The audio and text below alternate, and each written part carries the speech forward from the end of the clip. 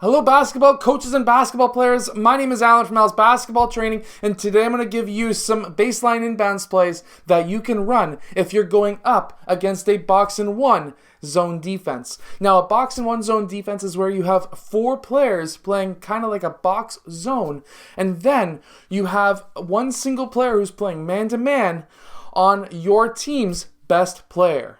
So let's get down to the clipboard and let's check out some different plays that you can run so that you can get your best player an open shot.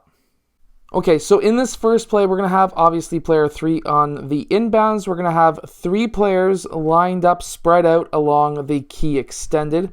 And then we're going to have player 2 on the opposite side of the court, generally speaking, at the free throw line extended.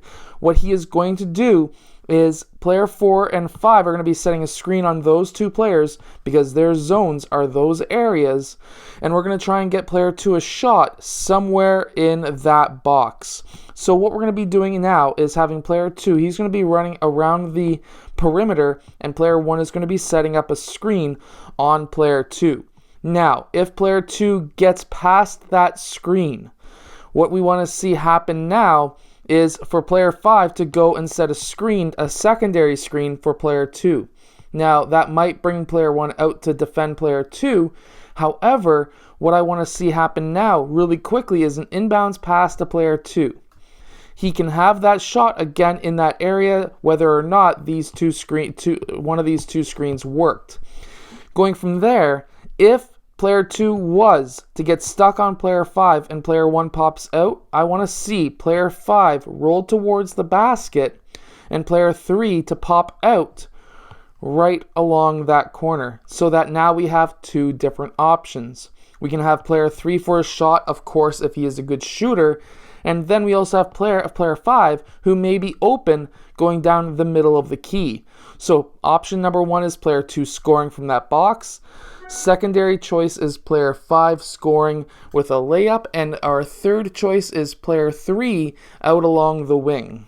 Okay, so now in this second play, what we are going to have is player 4. He is going to be setting a screen up on player 1, and player 5 is going to be setting a screen on player 2 for player 2 blue.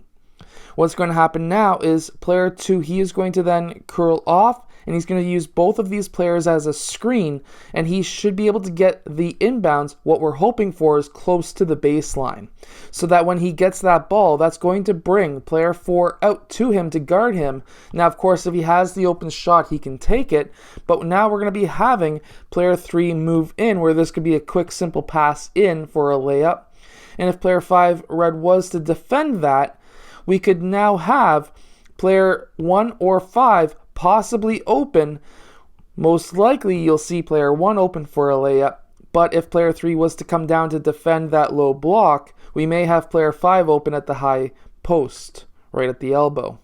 So now in this third play, what we are going to be having is player 1 setting a screen up for player 2. Player 2 is going to use that screen. Player 4 is also going to be setting a screen in case player 2 red fought through. And player 2 is going to be then popping out towards that right wing. At the same time, we're going to be having player 5 cut down the middle of the key.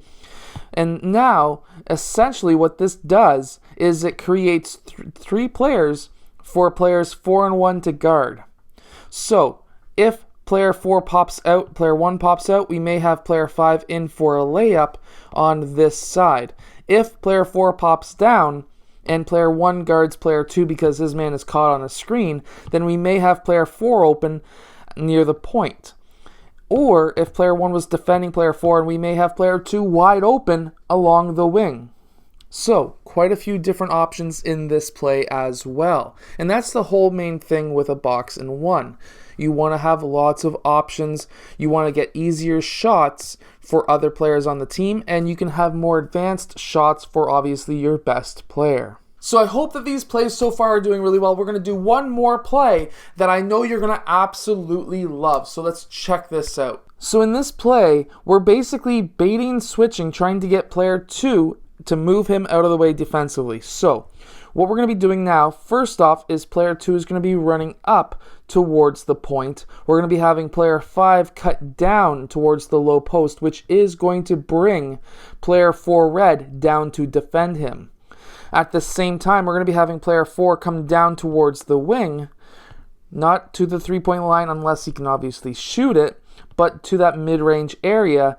And now, because of this, player 1 that's out of his area, so player 4 is going to be probably wide open for that mid-range shot. Now, what we want to see here is if player 4 pops out to defend, we're now going to be having player 5 possibly open for a layup if player 4 was unable to get that shot off, or he could pass out to player 3 for another close range shot. Now these are all really great plays to run with your team no matter what age they are at. Anyways, I hope that you have enjoyed today's video. If you have, hit that like button, subscribe, and I'll see you guys again later on today for the second video of the day.